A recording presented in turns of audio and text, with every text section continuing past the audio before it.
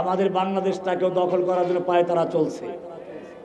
এই দেশকে স্বাধীন রাখতে হলে, এই দেশকে ভারতের আগ্রাসন থেকে মুক্ত রাখতে হলে এই দেশের মুসলমানদেরকে আবার সেই রকম তাজা হতে হবে যেভাবে সালাফরা হয়েছিলেন। যুগে যুগে ইহুদি খ্রিস্টানরা ইসলামকে ধ্বংস করার জন্য নানান রকম পায়তারা করেছে। ইংরেজরা এই দেশ দখল করার পরে এদেশের তাদের দালালদের কাছ থেকে রিপোর্ট চাইল, আমরা ভারতবর্ষ দখল করেছি, বলো আমরা এই দেশে স্থায়ী হতে পারি কিভাবে। ইংরেজদের দালাল আলেমরা তখন তার কাছে পরামর্শ দিল, হিন্দু নেতারাকে পরামর্শ দিল, ইংরেজদেরকে জানিয়ে দিল এই দেশে ইংরেজদের শত্রু একমাত্র শুধুমাত্র হচ্ছে মুসলমানরা। কারা? এই মুসলমান যতদিন পর্যন্ত থাকবে ততদিন পর্যন্ত ভারতবর্ষে ইংরেজদের পা জমতে পারে না, স্থায়ী হতে পারে না। এরপরে আপনারা জানেন ইংরেজরা এবারে পরিকল্পনা গ্রহণ করলো কিভাবে আলেমদেরকে হত্যা, ইসলাম ধ্বংস করা যায়। সেজন্য এক এক রাত্রে ৮০,০০০ আলেমদেরকে হত্যা করা হতো। এরপরে ওলামায়ে কেরামদেরকে শুকরের চামড়ার ভিতরে ঢুকিয়ে ঘোড়ার পায়ের সঙ্গে বেঁধে তারপরে দৌড়ানো হতো, চরম নির্যাতনকে হত্যা করা হতো। ডক্টর টমসন একজন ইংরেজ দার্শনিক লিখেছেন, আমার সৃষ্টিকর্তার কসম, দিল্লির চাঁদনি চক থেকে নিয়ে খয়বর পর্যন্ত রাস্তার দুপাশে এমন কোন গাছ ছিল না যেই গাছের প্রত্যেকটা ডালে ডালে এক একজন আলেমকে ফাঁসিতে ঝুলানো না হয়েছে। ওলামায়ে কেরামদেরকে হত্যা করা হলো, বহু আলেমদেরকে আন্দামান দ্বীপে নির্বাসনে পাঠানো হলো। এলমুসিগা যারা পড়েছেন তারা জানেন, খুতবার ভিতরে লেখা আছে, বরুদে হাকির দরা জাজিরা আজ নয়রঙ্গে তাকদির বৌদাস্ত। এটা উনি ওইখানে বসে লিখেছিলেন। ইংরেজরা এরকম আলেমদের হত্যা করলো, মাদ্রাসা বন্ধ করলো। দিল্লি শহরে, শুধু দিল্লি শহরে ৮০,০০০ মাদ্রাসা ছিল, সব মাদ্রাসাগুলোকে আগুনে পুড়িয়ে দেওয়া হয়েছিল। মসজিদগুলোকে ঘোড়া রাস্তা বানানো হলো। এরপরও আন্দোলন থামে নাই। আপনারা দেখেন নাই ৯০ ইংরেজ এই দেশের আলেমদেরকে জেলখানা ঢুকিয়েছিল, আন্দোলন কি থেমে গিয়েছিল? আলেমদেরকে যত বেশি কারাগারে ঢুকিয়েছে, এদেশে যেমন অগ্নি যেমন ভাবে কি হয়েছিল আন্দোলন এদেশে দাবানল চলে উঠেছিল, ঠিক ইংরেজদের বিরুদ্ধে সেরকম আন্দোলন চলতে শুরু করলো। এবার ইংরেজরা আবার পরামর্শে বসলো, দালালদেরকে ডাকলো। কিছু আলেম থাকে না দালাল, শুধু হিন্দুরা না, আলেম দালালও কিছু ছিল, তাদেরকেও ডাকা হলো। ডেকে বলা হলো, তোমাদের পরামর্শে আলেমদেরকে হত্যা করেছি, তোমাদের পরামর্শে মাদ্রাসা বন্ধ করেছি, তোমাদের পরামর্শে মসজিদ ধ্বংস করেছি, কিন্তু ইংরেজ বিরোধী আন্দোলন তো আরো দাবা নলের মতো জ্বলে উঠছে। তখন ইংরেজদের দালালরা বলল, দেখো তোমরা যে মাদ্রাসা পুড়িয়েছো এটা ইটের মাদ্রাসা, কাঠের মাদ্রাসা। যেই মসজিদ বন্ধ করেছো ওগুলো সব ইটের আর কাঠের মাদ্রাসা। কিন্তু ওই যে মক্তবের ছোট ছোট বাচ্চারা আছে, প্রত্যেকটা বাচ্চার বুকের ভিতরে ৩০ পারা কোরআন সংরক্ষিত আছে। ইউরিদুনা লিইউতফিউ নূরাল্লাহি বিআফওয়াহিহিম ওয়াল্লাহু মুতিম্মু নূরিহি ওয়ালাউ কারিহাল কাফিরুন। কাফিররা চায় আল্লাহর নূরকে ফু দিয়ে নিভিয়ে দিতে, কিন্তু তা পারবে? কোরআনের হেফাজত করবেন কে? কোরআন হেফাজত করবেন কে? আল্লাহ রাব্বুল আলামিন জানিয়ে দিলেন, ইন্না নাহনু নাযালনা যিকরা ওয়া ইন্না লাহু লাহাফিজুন। আমি কোরআন নাজিল করেছি, হেফাজত করার দায়িত্ব আমার নিজের। ইংরেজরা আলেমদের হত্যা করলো, মাদ্রাসা বন্ধ করলো, মসজিদ বন্ধ করলো, কোনো কিছুরই কাজ হলো না, আরো আন্দোলন দাবা দলে মতো জ্বলে উঠলো। এবারে ইংরেজরা পরিকল্পনা করলো, দালালদেরকে জিজ্ঞেস করলো কি করা যায়। তখন তারা বললো, এইভাবে শেষ করা যাবে না, যদি ইসলামকে ধ্বংস করতে হয় তাহলে একটা ভিন্ন কাজ করতে হবে, কিছু আলেম তৈরি করতে হবে, মাদ্রাসা তৈরি করতে হবে, ইসলামের মূলের আঘাত করতে হবে। এই যে ইংরেজদের পরিকল্পনা, সেই পরিকল্পনা একজন ছিল গোলাম আহমদ কাদিয়ানী। কি ছিল?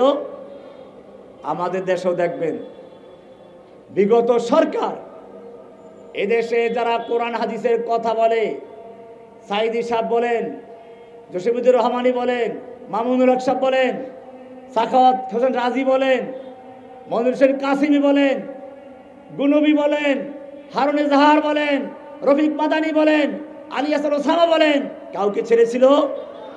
কতজনের নাম বলবো? সারা বাংলাদেশের যেখানে যাই, যে আলেমদেরকে একটু মনে হয় কোরআন হাদিসের জ্ঞান রাখেন, কথা বলার যোগ্যতা রাখেন, প্রত্যেকটা একই কথা, আমিও জেনেছিলাম। জামিয়া ইউসুফ, কি নাম? আমিও জামিয়া ইউসুফের ছাত্র। ইউসুফ আলাইহিস সালাম জেলে ছিলেন না? এই জন্য জেলখানাকে বলা হয় ইউসুফ আলাইহিস সালাম ইউনিভার্সিটি, ইউসুফের বিশ্ববিদ্যালয়। হাসিনা, ফেরাউন যেমন ইউসুফ আলাইহিস সালামকে জেলখানা ঢুকিয়েছিল, ঠিক আমাদের নব্য ফেরাউন হাজার হাজার আলেমদেরকে জেলখানা ঢুকিয়েছিল।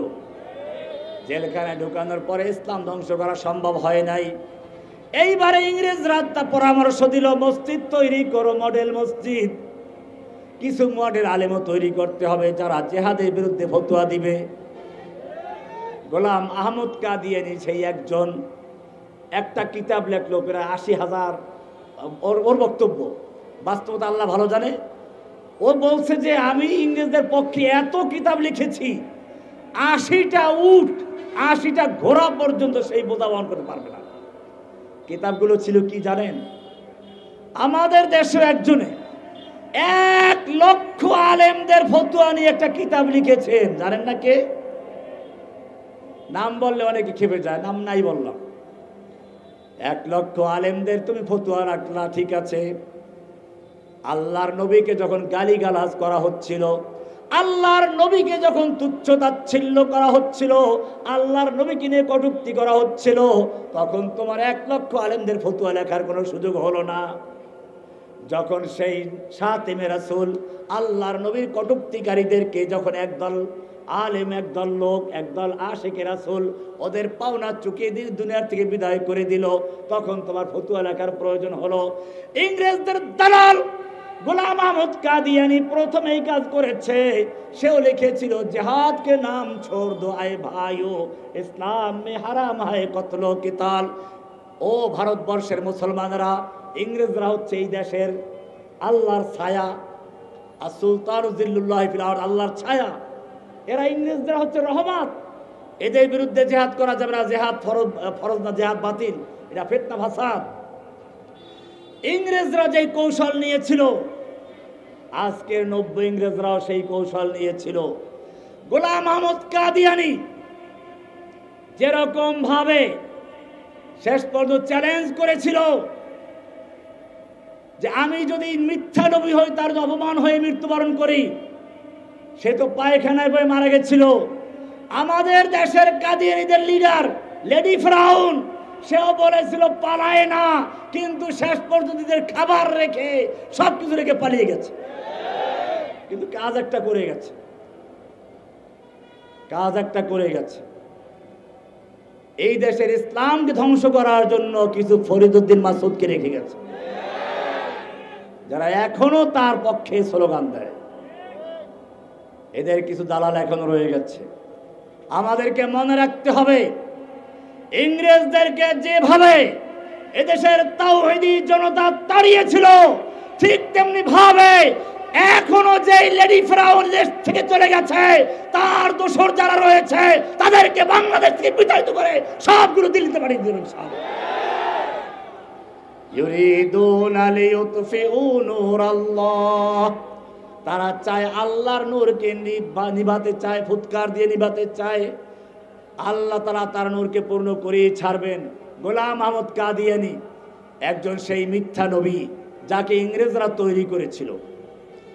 আমাদের মনে রাখতে হবে, এই ইংরেজ তৈরি করা নবী কিছু ওহী দাবি করেছিল। এখন সেই ওহীগুলো বলতে গেলে সময়ের প্রয়োজন। আমি একটা কিতাব লিখতেছি এর উপরে, এটা সেই পাণ্ডুলিপি হাতে আছে। আমি মদিনা শরীফ বসে লেখাটা শুরু করেছিলাম, তো ইনশাআল্লাহ সুযোগ হলে সেটার মধ্যে বিস্তারিত পাবেন। কার কি ওহী ছিল এবং কার কিভাবে মৃত্যু হয়, কাদের সাথে কি আলোচনা হয়েছিল। আমার আজকে এখানে লম্বা আলোচনা করার ইচ্ছাও নাই, শরীর অবস্থা ভালো না, রাত্র অনেক হয়ে গেছে। আমাদের মনে রাখতে হবে, ইসলামকে পরিবর্তন করার জন্য ইংরেজরা যে কৌশল নিয়েছিল সেটা হচ্ছে ইসলামের পরিভাষাকে পরিবর্তন করে দেওয়া। যেমন মনে করুন, আজকে যে আমি জিজ্ঞেস করি ইসলাম মানে কি, আমাদের ধর্মের নাম কি? আমার ধর্মের নাম কি? ইন্নাদ-দীনা ইনদাল্লাহিল ইসলাম। আমাদেরকে আল্লাহ একটা দিন দিয়েছেন, সে দিনের নাম কি? ইসলাম। অর্থ কি? ইসলাম মানে দেখবেন, আপনারা তো সবাই জানেন, সেজন্য বলেছেন ইসলাম মানে দেশের আম মুসলমান যারা শান্তি। অথচ মিজান মুন সাহেব পড়লে পরে মুন সাহেবে লেখা আছে আল ইসলাম ও মুসলমান সুদান অগরদান নেহাদান বতাত। ইসলাম মানে হচ্ছে এক আল্লাহর কাছে ব্যক্তি জীবনে, পারিবারিক জীবনে, সামাজিক জীবনে, রাষ্ট্রীয় জীবনে, আন্তর্জাতিক সব ক্ষেত্রে এক আল্লাহর হুকুমের কাছে আত্মসমর্পণ করার নাম কি? আর এরকম আত্মসমর্পণ করে যে তার নাম কি? মুসলিম। তার নাম কি? আমাদের পরিচয় কি? আমাদের পরিচয় কি? মুসলিম। কোরআনে পরিষ্কার বলা আছে, মিল্লাতা আবিকুম ইব্রাহিম হুয়া সাম্মাকুমুল। ইংরেজরা শিখালো ইসলাম মানে শান্তি, মানে তোমরা শান্তিতে ঘুমিয়ে থাকো, আমরা দেশ চালাই, আমরা তোমাদের আলেমদেরকে জেলে ঢুকাবো, আলেমদেরকে হত্যা করব, মাদ্রাসাকে বন্ধ করে দিব। আপনারা দেখেছেন বিগত সরকার স্কুলের কলেজের সিলেবাসগুলোর ভিতরে কিভাবে ইসলামের বিরুদ্ধে, ইসলাম বিরোধী সব আকীদা ঢুকিয়ে দিয়েছিল। এটা ইংরেজরা শিখিয়ে গেছে। ইংরেজদের থেকে শুরু হয়েছিল এই পরিকল্পনা, এখনো চলছে। যদি এখনো মুসলমানরা সজাগ না হয়, আজকে যদি বাংলাদেশের মুসলমান এখনো যদি সচেতন না হয়, তাহলে সেদিন বেশি দূর নয় যেদিন সেই স্পেনের মতো মুসলমানদের অবস্থা হয়ে যাবে। হায়দ্রাবাদ স্বাধীন ছিল, ভারতের হায়দ্রাবাদ স্বাধীন রাষ্ট্র ছিল, এখন কি স্বাধীন আছে? দখল করে নিয়ে গেছে। আমাদের বাংলাদেশটাকেও দখল করার জন্য পায় তারা চলছে। এই দেশকে স্বাধীন রাখতে হলে, এই দেশকে ভারতের আগ্রাসন থেকে মুক্ত রাখতে হলে এই দেশের মুসলমানদেরকে আবার সেই রকম তাজা হতে হবে যেভাবে সালাফরা হয়েছিলেন। আপনারা জানেন হোসাইন আহমদ মাদানী রহমতুল্লাহ আলাইহি দেওবন্দের ওস্তাদ এবং ছাত্রও ছিলেন। আমার দেওবন্দের একজন সাথী আছেন এখানে, শফিক সাহেব আছেন না গেছেন? ছাত্র জীবনের স্মৃতিচারণ করতেছিলেন। দেওবন্দের একজন ওস্তাদ ছিলেন মাওলানা হোসাইন আহমদ মাদানী রহমতুল্লাহ আলাইহি। ইংরেজ বিরোধী আন্দোলন করতেছিলেন। ইংরেজরা তার বিরুদ্ধে 134 ধারা জারি করলো। ঘোষণা করা হলো যদি এখানে ইংরেজ বিরোধী আন্দোলন কেউ করে, বক্তব্য রাখে, তাকে গুলি করা হবে। মাওলানা মাদানী রহমতুল্লাহ আলাইহি সেখানে হাজির হলেন। প্রথমে গিয়ে বক্তব্য রাখলেন, আমি শুনেছি সাদা ভল্লুকের দল ঘোষণা করেছে ওদের বিরুদ্ধে বক্তব্য রাখলে গুলি করা হবে। আমি মাদানী হাজির হয়েছি, করো গুলি। এই বলে তিনি যখন করো গুলি বলে হুঙ্কার দিলেন, ওনার শেরওয়ানি বুতাম ছিঁড়ে গেল। ইংরেজদের দালালদের কাছে, সৈনিকদের কাছে অস্ত্র ছিল, ইতিহাস লাগে সমস্ত অস্ত্রগুলো হাত থেকে ঝরঝর করে পড়ে গিয়েছিল। উনি 2 ঘন্টা বক্তব্য দিয়েছিলেন। 2 ঘন্টা বক্তব্য দিয়েছিলেন। শুরুটা ছিল এরকম, সাগামিরো গুরবাজিরো মোশেরা দেওয়া কুনন্দ ইচনি আরকানে দৌলত মুলকে রাবিরা কুনন্দ। কুকুর হলো বাদশাহ, কুকুর হলো প্রধানমন্ত্রী। প্রধানমন্ত্রী কে? প্রধানমন্ত্রী কি ছিল? কুকুর। অন্য মন্ত্রী হচ্ছে বিড়াল। মোশেরা দেওয়া কুনন্দ। আর এমপিরা হচ্ছে ইঁদুর। এমপিরা হচ্ছে কি? প্রধানমন্ত্রী কি? কুকুর। অন্য মন্ত্রীরা কি? বিড়াল। এরপরে এমপিরা কি? ইঁদুর। পালায়, দেখেন না কিভাবে পালাইছে গর্তের ভিতরে গিয়ে। এবার কেউ কলা পাতায় গিয়ে শুয়ে থাকে জঙ্গলে। সাগামিরো গরবাজিরো মোশেরা দেওয়া কুনন্দ ইচনি আরকানে দৌলত মুলকে রাবিরা কুনন্দ। কুকুর বাদশাহ, কুকুর প্রধানমন্ত্রী, অন্য এমপিরা হচ্ছে, অন্য মন্ত্রী হচ্ছে বিড়াল, ইঁদুর হচ্ছে এমপি। যেই সংসদে এইরকম লোক থাকে সেইখানে তাদের দেশ চলতে পারে? লুটপাট করে, মারামারি করে এদেশের জনগণকে 1 লাখ নয়, 2 লাখ নয়, 1000, 2000 নয়, 1 লাখ, 2 লাখ নয়, 18 লক্ষ কোটি টাকা ঋণগ্রস্ত করে লক্ষ লক্ষ ডলার নিয়ে এদেশ থেকে পালিয়ে গেছে। সাগামির গুরবাজির মোশেরা দেওয়া মাওলানা মাদানী রহমাতুল্লাহি আলাইহি 2 ঘন্টা বক্তব্য রাখলেন। ইংরেজ কমান্ডার সিপাহীদেরকে জিজ্ঞেস করলো, তোমাদের গুলির অর্ডার ছিল, কেন গুলি করো নাই? সিপাহীরা বলল, ঠিক আছে, আমরা গুলি করি নাই, ভুল করেছি। সিপাহীরা যখন ভুল করলো, অমান্য করলো, আপনি কেন গুলি করেন নাই? আপনাকে যেই শক্তি গুলি করার থেকে বারণ করেছে, বাধা দিয়েছে, আমাদেরকেও সেই শক্তি গুলি করার থেকে বাধা দিয়েছে। মনে রাখতে হবে, এখন কিছু মাদানীর শিষ্যদের দরকার। ওলামায়ে দেওবন্দ জেগেছে, ভারতবর্ষের যুগে যুগে কাজ করেছে। কোন এক কবি লিখেছেন, ওয়াকিফ তো है इस राज से ये दार रसन भी हर दौर में तकमील इमा हर दौर में तकमील वफा हमसे हुई है। যুগে যুগে যখনই বাতিল মাঠে এসেছে, ওলামায়ে দেওবন্দ ঝাঁপিয়ে পড়েছে। আজকে মনে রাখতে হবে, আমার সামনে যে ওলামায়ে কেরাম এবং যুবকরা আছেন, আমি যুবকদেরকে বলবো, স্কুলের, কলেজের, মাদ্রাসার ছাত্ররা যারা যেখানে আছেন, এই বিগত জালিম শাহীকে উৎখাত করার জন্য যেভাবে দল মত নির্বিশেষে মাঠে নেমেছিল, যদি সত্যিকার অর্থে গোলাম আহমদ কাদিয়ানীদেরকে কাফের ঘোষণা করার প্রয়োজনে এরকম দাঁড়াতে পারো, বুকের তাজা রক্ত ঢেলে দিতে পারো, তার ইনশাআল্লাহ সেদিন বেশি দূর নয়, এই বাংলার জমিন থেকে কাদিয়ানী উৎখাত হবে, গোলাম আহমদ কাদিয়ানী দোসরা উৎখাত হবে ইনশাআল্লাহ। নতুবা খালি দাবি জানিয়ে লাভ নাই। কার কাছে দাবি জানাবেন? কার কাছে দাবি জানাবো? দাবি জানানোর সময় নেই। আমাদের মনে রাখতে হবে, আমাদের কাছে ইনশাআল্লাহ ওরা বাঁচার জন্য দাবি করবে। আপনারা জানেন না, ওমর রাদিয়াল্লাহু তাআলা আনহু যখন খলিফাতুল মুসলিমিন হলেন, ইহুদিদেরকে মদিনা ছাড়ার জন্য নোটিশ দিলেন, ভাগো এখান থেকে। ইহুদি লিডাররা ওমর বিন খাত্তাবের দরবারে গিয়ে বলল, ওমর, তুমি আমাদেরকে উৎখাত করছো, অথচ তোমাদের নবী আমাকে এখানে আমাদেরকে থাকার জন্য জায়গা দিয়েছিল। ওমর বিন খাত্তাব বলেছিলেন, ওই আল্লাহ দুশমন, আল্লাহর নবী সেদিন কি বলেছিল প্রত্যেকটা কথা আমার অক্ষর অক্ষরে মনে আছে। আল্লাহর নবী সেদিন বলেছিলেন, আমি তোমাদেরকে ঠিক ততদিন পর্যন্তই থাকার ব্যবস্থা করছি যতদিন আল্লাহর মঞ্জুর হবে, কিন্তু সেদিন বেশি দূরে নয়, যেদিন তোমাদেরকে খায়বর থেকে উৎখাত করা হবে, এখান থেকে তোমাদেরকে পালাতে হবে, এত দূর যেতে হবে, যেতে যেতে তোদের ঘোড়াগুলো উটগুলো ক্লান্ত হয়ে হাঁপাতে থাকবে। আজকে সেদিন এসেছে। ওমর বিন খাত্তাবের দরবারে বসে যে ইহুদিরা সেদিন ভিক্ষা করেছিল থাকার জন্য, আজকে সেই ইহুদিরা ফিলিস্তিনে আমাদের ভাইদের বুকে প্রতিদিন গুলি মারছে। কিসের জন্য? কারণ আজকে সে ওমরের মতো লোক দুনিয়াতে নাই। আজকে আমরা কেবল দাবি জানাই। কার কাছে দাবি জানাই? কে গোলাম আহমদ কাদিয়ানীদেরকে কে কাফের ঘোষণা করবে? কাফের ঘোষণা করার দরকার নেই। আমাদের মনে রাখতে হবে, প্রথম কাজ হচ্ছে যেইভাবে ছাত্র বিপ্লবের মাধ্যমে এদেশে একটা বিপ্লব তৈরি হয়েছে, যদি সেরকম ভাবে এই বাংলার জমিনে তাওহীদের বিপ্লব ঘটাতে পারো, বুকের তাজা রক্ত ঢেলে দিতে পারো, ইনশাআল্লাহ এদেশ থেকে সমস্ত কাজী উৎখাত হয়ে যাবে, তাওহীদের পতাকা উঠবে ইনশাআল্লাহ। আমি আর আমার বক্তব্য লম্বা করতে চাচ্ছি না, কথা বলার মতো শক্তিও পাচ্ছি না, আপনারাও ক্লান্ত। আমিও সফর থেকে এসেছি কয়েকদিন পর্যন্ত। শুধু এতটুকু বলবো, আমাদেরকে এখন সেই সাহাবায়ে কেরামদের মতো আবার কাজ করতে হবে।